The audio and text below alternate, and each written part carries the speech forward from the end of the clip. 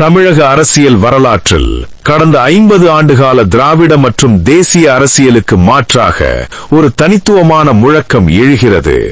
அது வெறும் ஆட்சி மாற்றத்திற்கான குரல் அல்ல, அது ஒரு இனத்தின் அடையாள மீட்புக்கான அறைகூவல். நாம் தமிழர். இந்த ஒரு சொல் இன்று தமிழகத்தின் பட்டி தொட்டி எங்கும் அதிர்வுகளை ஏற்படுத்திக் கொண்டிருக்கிறது. 2010ஆம் ஆண்டு மதுரையில் ஒரு சிறு விதையாக தொடங்கப்பட்ட இந்த இயக்கம் இன்று தமிழகத்தின் 3வது பெரிய அரசியல் சக்தியாக உருவெடுத்திருப்பது ஒரு தற்செயலான நிகழ்வு அல்ல. சிந்தியுங்கள், ஒரு காலத்தில் தென்கிழக்கு ஆசியாவையே தன் ஆளுமையின் கீழ் வைத்திருந்த ஒரு இனம் இன்று தன் நிலத்தையும் நீரையும் மொழியையும் தற்காத்துக் கொள்ள போராடிக் கொண்டிருப்பது ஏன்? ஒருபுறம் பளபளக்கும் ஐடி பூங்காக்கள், மறுபுறம் தற்கொலை செய்து கொள்ளும் விவசாயிகள், ஒருபுறம் உலகத்தரம் வாய்ந்த கல்வி நிறுவனங்கள், மறுபுறம் வேலை தேடி அண்டை மாநிலங்களுக்கு புலம்பெயரும் இளைஞர்கள். இந்த முரண்பாடுகளை களைய சீமான் முன்வைக்கும் தீர்வு என்ன? அது வெறும் உணர்ச்சி வசப்பட்ட பேச்சுகளா அல்லது ஒரு திட்டமிட்ட பொருளாதார கட்டமைப்பா?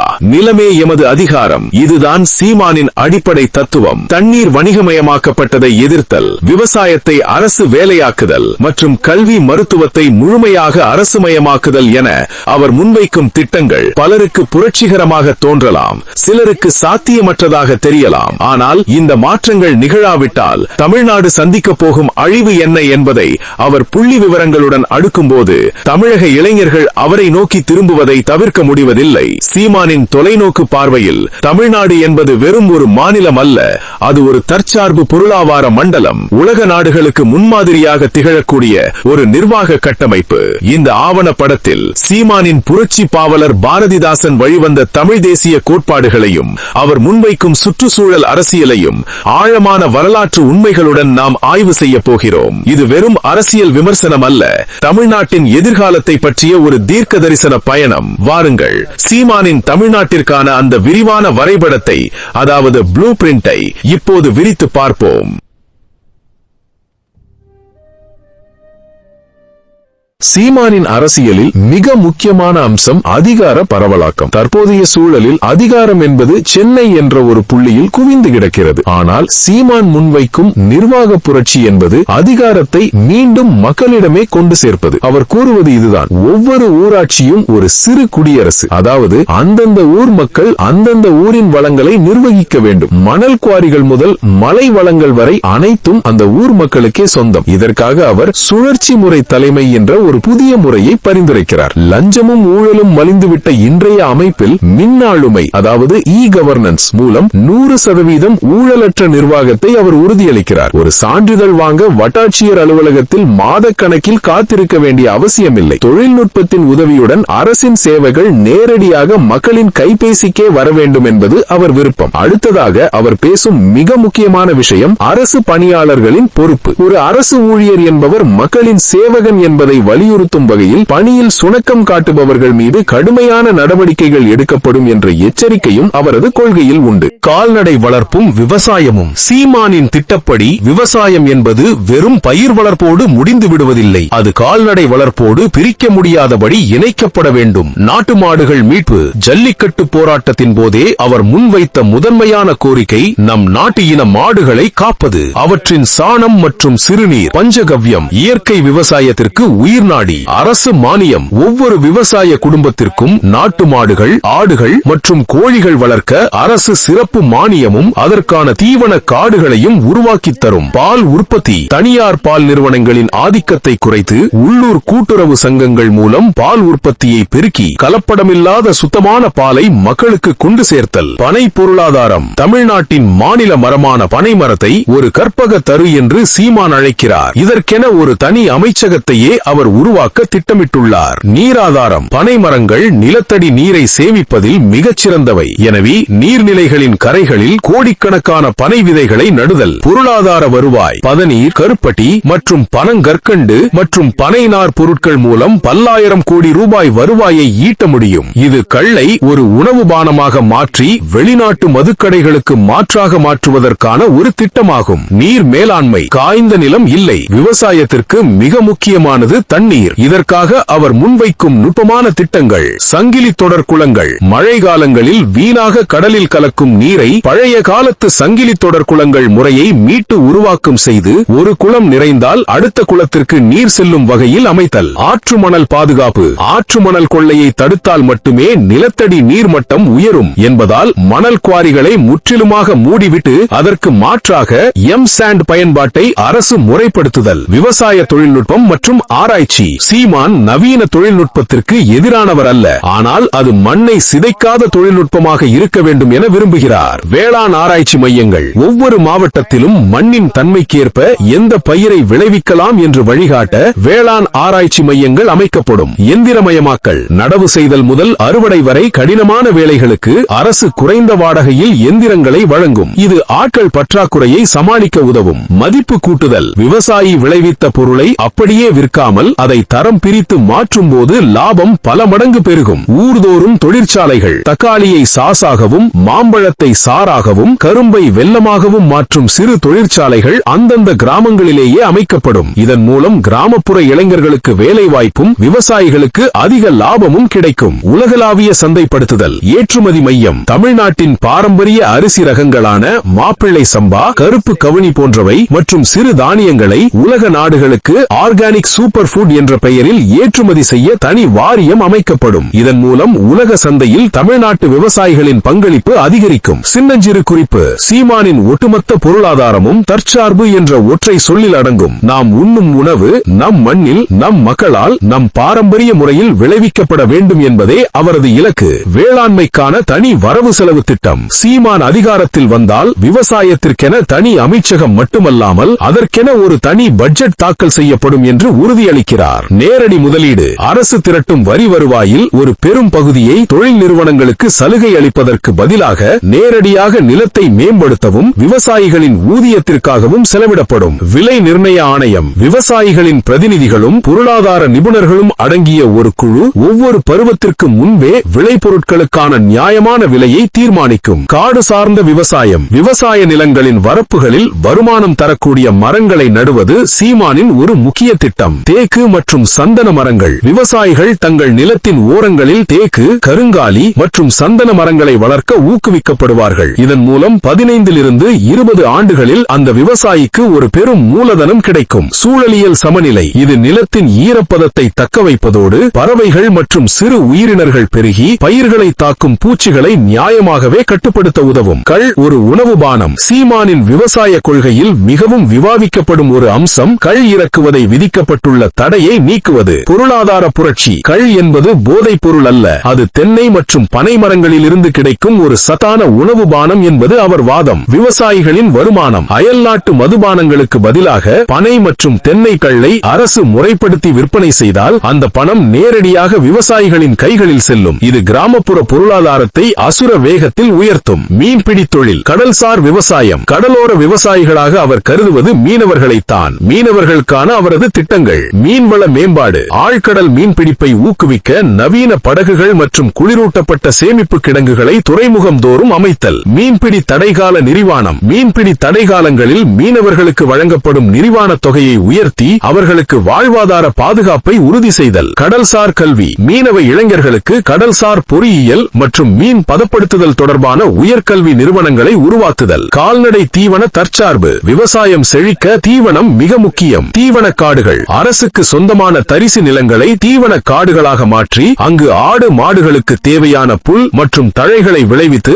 விவசாயிகளுக்கு குறைந்த விலையில் வழங்குதல். கால்நடை மருத்துவ சேவை. நடமாடும் கால்நடை மருத்துவமனைகள் மூலம் விவசாயிகளின் வீட்டிற்கே சென்று கால்நடைகளுக்கு சிகிச்சை அளிக்கும் முறையை வளப்படுத்துதல். சாராம்சம். சீமானின் வேளாண்மை கொள்கை என்பது வெறும் பயிர் வளர்ப்பை பற்றியது மட்டுமல்ல, அது மண், நீர், மரம், கால்நடை மற்றும் மனிதன் என்ற ஐந்தையும் ஒரு சங்கிலி தொடராக இணைக்கும் ஒரு முழுமையான வாழ்வியல் முறையாகும். சோறு போடுபவன் கையேண்ட கூடாது என்பதே இத்திட்டங்களின் இறுதி இலக்காகும்.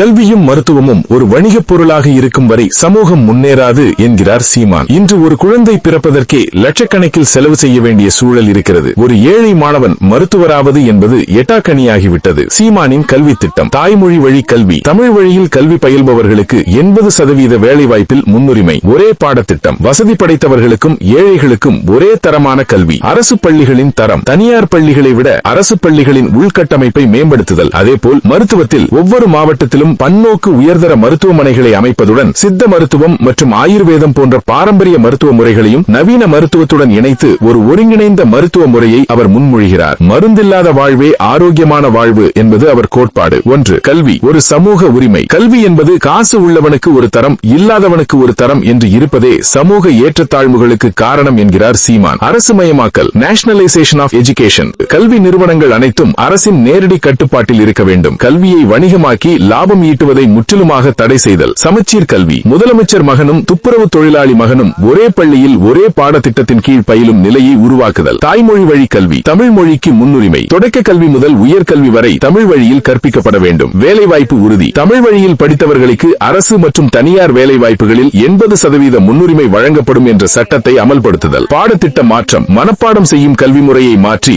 ஆய்வு சார்ந்த மற்றும் தொழில்சார் கல்விக்கு முக்கியத்துவம் அளித்தல். அறம், வரலாறு, சூழலியல் மற்றும் தற்காப்பு கலைகளை கட்டாய பாடமாக்குதல். 2. மருத்துவம். உயிர்காக்கும் அறம். உடல் நலம் என்பது ஒரு மனிதனின் அடிப்படை தேவை. அதை விற்பனை செய்வது அறமற்றது என்பது சீமானின் வாதம். இலவச உயர்தர மருத்துவம். கார்ப்பரேட் மருத்துவமனைகளுக்கு முற்றுப்புள்ளி. தனியார் மருத்துவமனைகளின் ஆதிக்கத்தை குறைத்து அரசு பொது மருத்துவமனைகளை உலக தரத்திற்கு உயர்த்துதல். அனைவருக்கும் சமமான சிகிச்சை. அறுவை சிகிச்சை முதல் சாதாரண காய்ச்சல் வரை அனைத்து மருத்துவ சேவைகளும் தரம் பிரிக்கப்படாமல் இலவசமாக வழங்கப்பட வேண்டும். ஒருங்கிணைந்த மருத்துவம். Integrated medicine. சித்த மருத்துவம் மீட்பு. தமிழர்களின் பாரம்பரிய மருத்துவமான சித்த மருத்துவத்தை நவீன அறிவியலோடு இணைத்து பெரிய அளவில் கொண்டு செல்லுதல். ஆங்கில மருத்துவம் மற்றும் ஆயுர்வேதம், யுனானி போன்ற முறைகளை உள்ளடக்கிய ஒரு ஒருங்கிணைந்த சிகிச்சை முறையை உருவாக்குதல். தடுப்பு முறைகள். Preventive health care. மருந்தற்ற வாழ்வே மாண்புடைய வாழ்வு என்ற அடிப்படையில் உணவே மருந்து என்ற தத்துவத்தை மக்களிடம் கொண்டு செல்லுதல். ரசாயன கலப்பில்லாத இயற்கை வேளாண் விளைபொருட்களை ரேஷன் கடைகள் மூலம் வழங்கி நோய்கள் வராமல் தடுக்கும் கட்டமைப்பை உருவாக்குதல். நிர்வாக சீர்திருத்தங்கள். இந்த மாற்றங்களை கொண்டுவர சீமான் சில முக்கிய நிர்வாக திட்டங்களை வைத்துள்ளார். நிதி ஒதுக்கீடு. மாநில பட்ஜெட்டில் கல்வி மற்றும் மருத்துவத்துறைக்கு மற்ற துறைகளை விட அதிக சதவீத நிதியை ஒதுக்குதல். ஊழியர் தரம். ஆசிரியர்கள் மற்றும் மருத்துவர்களுக்கு உயர் ஊதியம் வழங்கி அவர்களை சமூகத்தின் மிக உயரிய மரியாதைக்குரியவர்களாக மாற்றுதல். ஊழலற்ற நிர்வாகம். மருந்து கொள்முதல் மற்றும் பள்ளி பராமரிப்பில் நடக்கும் ஊழல்களை தொழில்நுட்பம் மூலம் தடுத்தல். முடிவாக சீமானின் பார்வையில் கல்வியும் மருத்துவமும் ஒரு அரசு தன் குடிமக்களுக்கு செய்யும் தர்மம் அல்ல, அது அந்த அரசின் கடமை. இந்த இரண்டு துறைகளும் லாப நோக்கமின்றி செயற்பட்டால் மட்டுமே ஒரு அறிவு சார்ந்த ஆரோக்கியமான சமூகம் உருவாகும் என்பது அவரது அசைக்க முடியாத நம்பிக்கை. 4. சுற்றுச்சூழல் மற்றும் தற்சார்பு பொருளாதாரம். சீமானை மற்ற அரசியல்வாதிகளிடமிருந்து வேறுபடுத்தி காட்டுவது அவரது சுற்றுச்சூழல் அரசியல். இயற்கையை அழித்துவிட்டு எதற்கு வளர்ச்சி என்ற கேள்வியை அவர் ஓயாமல் கேட்கிறார். சீமானின் அரசியலில் சுற்றுச்சூழல் என்பது வெறும் ஒரு கொள்கை அல்ல, அதுவே அவரது அரசியலின் அடித்தளம். இயற்கை வளங்களை சுரண்டிவிட்டு ஒரு சமூகம் வளர்ச்சி அடைவதாக கூறுவது சொந்த தாயின் சதையை அறுத்து உண்பதற்கு சமம் என்பது அவரது மிக கடுமையான முழக்கம். சுற்றுச்சூழல் மற்றும் காடுகள் பாதுகாப்பிற்காக சீமான் முன்வைக்கும் திட்டங்களின் விரிவான அலசல் இதோ. காடுகள் பாதுகாப்பு மற்றும் காடு வளர்ப்பு. காடுகளை வெறும் மரங்களின் தொகுப்பாக பார்க்காமல் ஒரு நிலப்பரப்பின் நுரையீரலாக சீமான் பார்க்கிறார். காடு வளர்ப்பை அரசு வேலையாக்குதல். விவசாயத்தைப் போலவே காடு வளர்ப்பையும் ஒரு அரசு திட்டமாக மாற்றுதல். காடுகளை ஒட்டியுள்ள பகுதிகளில் வாழும் பழங்குடியின மக்களை காப்பு காவலர்களாக நியமித்து அவர்களுக்கு முறையான ஊதியம் வழங்குதல். பல்லுயிர் பெருக்கம். தேக்கு, சந்தனம் போன்ற பணப்பயிர்களோடு சேர்த்து அந்தந்த மண்ணிற்குரிய பூர்வீக மரங்களை நடுவதன் மூலம் பறவைகள் மற்றும் விலங்குகளின் வாழ்விடங்களை மீட்டெடுத்தல். ஆக்கிரமிப்பு ஒழிப்பு. மலைகளிலும் காடுகளிலும் உள்ள ஆக்கிரமிப்புகளை, ரிசார்ட்டுகள் மற்றும் சட்டவிரோத கட்டிடங்களை அகற்றி அவை மீண்டும் வனப்பகுதிகளாக மாற்றப்படுவதை உறுதி செய்தல். மலைகளை காத்தல். மலைகள்தான் மேகங்களை வழிமறித்து மழையை தருகின்றன. மலைகளை உடைப்பது மழையை தடுப்பதற்கு சமம் என்கிறார் சீமான். கல்குவாரி தடை. மலைகளை உடைத்து ஜல்லி கற்களாக மாற்றுவதை முற்றிலுமாக தடை செய்தல். கட்டிட வேலைகளுக்கு புதிய மாற்று தொழில்நுட்பங்களை, உதாரணமாக மறுசுழற்சி செய்யப்பட்ட கட்டுமான கழிவுகளை ஊக்குவித்தல். கனிம வள கடத்து தடுப்பு. தாது மணல் மற்றும் அரிய வகை கனிமங்கள் வெளிநாடுகளுக்கு கடத்தப்படுவதை தடுத்து அவற்றை மாநிலத்தின் சொத்தாக பாதுகாத்தல். பனை மரம் ஒரு சூழலியல் ஆயுதம். சீமான் ஏன் பனை மரத்தை இவ்வளவு தூரம் வலியுறுத்துகிறார் என்பதன் பின்னால் ஒரு பெரிய சூழலியல் அறிவியல் இருக்கிறது. நிலத்தடி நீர் பாதுகாப்பு. ஒரு பனை மரம் தனது வேர்களில் அதிகப்படியான நீரை சேமித்து வைக்கும் திறன் கொண்டது. இது வறட்சி காலங்களில் நிலத்தடி நீர் மட்டத்தை பாதுகாக்கும். கடலரிப்பு தடுப்பு. கடற்கரை கடற்கரை ஓரங்களில் பனை மரங்களை நடுவதன் மூலம் கடல் சீற்றங்கள் மற்றும் நில அரிப்பை தடுக்க முடியும். நதிகள் மற்றும் நீர்நிலைகள் மீட்பு. ஆற்று மணல் கொள்ளை முற்றுப்புள்ளி. ஆற்றில் மணல் அள்ளுவதை தடை செய்தல். மணல் இருந்தால் மட்டுமே ஆற்றில் ஓடும் நீர் நிலத்தினுள் இறங்கி கிணறுகளை செழிக்கச் செய்யும். சாக்கடை நீர் மேலாண்மை. ஆறுகளில் நகரத்து கழிவுகளும் தொழிற்சாலை கழிவுகளும் கலப்பதை தடுத்து சுத்திகரிக்கப்பட்ட நீரை மட்டுமே வெளியேற்றும் கட்டமைப்பை உருவாக்குதல். பிளாஸ்டிக் மற்றும் நச்சு கழிவுகள் ஒழிப்பு. முழுமையான பிளாஸ்டிக் தடை. ஒருமுறை பயன்படுத்தும் பிளாஸ்டிக் பொருட்களை தடை செய்துவிட்டு அதற்கு மாற்றாக பனை ஓலை, சணல் மற்றும் துணிப்பைகளை ஊக்குவித்தல். சுற்றுச்சூழல் குற்றவியல் நீதிமன்றம். இயற்கையை சீரழிக்கும் நிறுவனங்கள் மீது கடுமையான நடவடிக்கை எடுக்கவும் அவர்களுக்கு பெரும் அபராதம் விதிக்கவும் தனித்த நீதி விசாரணை அமைப்பை ஏற்படுத்துதல். சூழலியல் கல்வி. எதிர்கால தலைமுறைக்கு இயற்கையின் மதிப்பை உணர்த்த பள்ளி கல்வியிலேயே சுற்றுச்சூழல் என்பதை ஒரு பாடமாக மட்டுமல்லாமல் ஒரு வாழ்வியல் பயிற்சியாக கொண்டு வருதல். ஒவ்வொரு மாணவனும் ஒரு மரக்கன்றை நட்டு அதை பராமரிப்பதை அவனது மதிப்பெண் பட்டியலோடு இணைத்தல். சாராம்சம். சீமானின் பச்சை அரசியல் என்பது பன்னாட்டு நிறுவனங்களின் லாபத்திற்காக இயற்கையை அடகு வைக்கும் முறைக்கு எதிரானது. நாம் எதை வேண்டுமானாலும் உற்பத்தி செய்யலாம், ஆனால் மண்ணையும் நீரையும் எங்கும் உற்பத்தி செய்ய முடியாது என்பதே அவரது இறுதி எச்சரிக்கை. 5. மொழி, இனம் மற்றும் கலாச்சாரம். இறுதியாக சீமானின் அரசியலின் ஆன்மா தமிழ் தேசியம். இது மற்ற இனங்களுக்கு எதிரானதல்ல, மாறாக தன் இனத்தின் பெருமையை உணர்ந்து தன் உரிமையை நிலைநாட்டும் செயல். கீழடி முதல் ஆதிச்சநல்லூர் வரை தமிழின் தொன்மையை உலகுக்கு உறக்கச் சொல்லும் அவர் உலகமெங்கும் வாழும் தமிழர்களை ஒருங்கிணைக்கும் ஒரு சக்தியாக திகழ விரும்புகிறார். ஆங்கில மோகத்தில் மூழ்கி கிடக்கிற இன்றைய தலைமுறைக்கு தமிழின் இனிமையையும் அதன் அறநெறிகளையும் கொண்டு செல்வது ஒரு பண்பாட்டு புரட்சி என்று அவர் கருதுகிறார். தமிழ் மீண்டால் தமிழன் வாழ்வான் என்ற முழக்கம் வெறும் மொழி பற்றல்ல, அது ஒரு வாழ்வியல் உரிமை. இத்தனை திட்டங்கள், இத்தனை கனவுகள், இவை அனைத்தும் சாத்தியமா? நிதி நிலைமை இதற்கு ஒத்துழைக்குமா? அல்லது இதுவும் மற்ற அரசியல் வாக்குறுதிகளைப் போல வெறும் காகித பூக்களா? இந்த வினாக்களுக்கு விடை தேடும் முன் இந்த நீண்ட பயணத்தின் முடிவில் காத்திருக்கும் அந்த வரலாற்று பாடம் என்ன என்பதை நாம் பார்க்க வேண்டும். தொழில்துறை மாற்ற கொள்கை. சீமானின் தொழில்துறை மாற்ற கொள்கை என்பது பன்னாட்டு நிறுவனங்களின் கைகளில் மாநிலத்தை தாரவாரிப்பதற்கு பதிலாக நம் மண்ணின் மூலப்பொருட்களை கொண்டு நம் மக்களே உற்பத்தி செய்யும் தற்சார்பு தொழில் புரட்சியை நோக்கியது. சீமான் முன்வைக்கும் தொழில்துறை மாற்றத்தின் முக்கிய புள்ளிகள் இதோ. மூலப்பொருள் சார்ந்த தொழிற்சாலைகள். நம்மிடம் தாது மணல் இருக்கிறது, இரும்பு தாது இருக்கிறது, பருத்தி இருக்கிறது. ஆனால் நாம் ஏன் வெளிநாட்டில் இருந்து பொருட்களை இறக்குமதி செய்ய வேண்டும் என்பது சீமானின் கேள்வி. மதிப்பு கூட்டு ஆலைகள். அந்தந்த மாவட்டங்களில் கிடைக்கும் மூலப்பொருட்களை அங்கேயே முடிவுற்ற பொருட்களாக மாற்றும் ஆலைகளை அமைத்தல். உதாரணமாக பருத்தி விளையும் ஊர்களில் ஜவுளி ஆலைகள், கரும்பு விளையும் இடங்களில் சர்க்கரை மற்றும் எத்தனால் ஆலைகள்.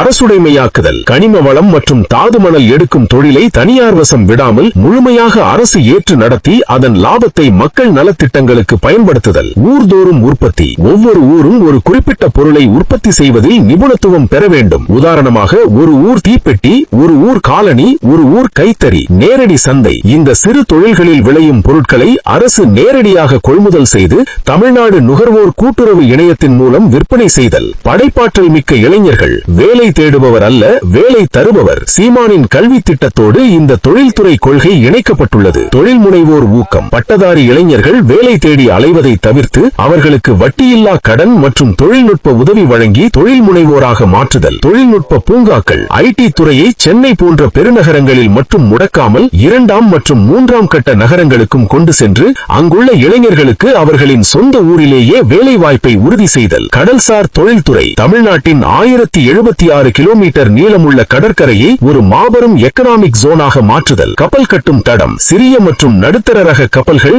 விசைப்படகுகள் கட்டும் தொழிற்சாலைகளை தமிழக கடற்கரை ஓரங்களில் அமைத்தல். கடல்சார் உணவு பதப்படுத்துதல். உலக தரமான மீன் பதப்படுத்தும் ஆலைகளை அமைத்து மதிப்பு கூட்டப்பட்ட கடல் உணவுகளை உலக நாடுகளுக்கு ஏற்றுமதி செய்தல். சுற்றுச்சூழல் சார் தொழில்துறை. இயற்கையை அழிக்கும் எந்த தொழில்துறையையும் சீமான் அனுமதிப்பதில்லை. சுற்றுச்சூழல் தணிக்கை. ஒவ்வொரு தொழிற்சாலையும் வெளியேற்றும் கழிவுகள் 100% சுத்திகரிக்கப்படுவதை உறுதி செய்யும் கடுமையான சட்டங்கள். மாற்று எரிசக்தி தொழிற்சாலைகள். சூரிய மின் தகடுகள், சோலார் பேனல்ஸ் மற்றும் காற்றாலை உதிரிப்பாகங்களை தமிழ்நாட்டிலேயே தயாரிக்குமான சிறப்பு தொழிற்சாலை மண்டலங்களை உருவாக்குதல். தொழிலாளர் நலம் மற்றும் பாதுகாப்பு. உழைப்புக்கேற்ற ஊதியம். தொழிலாளர்களுக்கு குறைந்தபட்ச ஊதியத்தை உயர்த்துவதோடு அவர்களுக்கு அரசு ரீதியான காப்பீடு மற்றும் ஓய்வூதிய திட்டங்களை உறுதி செய்தல். உள்ளூர் மக்களுக்கு முன்னுரிமை. தமிழ்நாட்டில் உள்ள தொழிற்சாலைகளில் 80% வேலை வாய்ப்புகளை தமிழர்களுக்கே வழங்க சட்டமியற்றுதல். சாராம்சம். சீமானின் தொழில்துறை மாற்றம் என்பது மண்ணுக்கேற்ற தொழில், மக்களுக்கேற்ற வேலை என்பதாகும். இது உலகமயமாக்கலுக்கு எதிரான ஒரு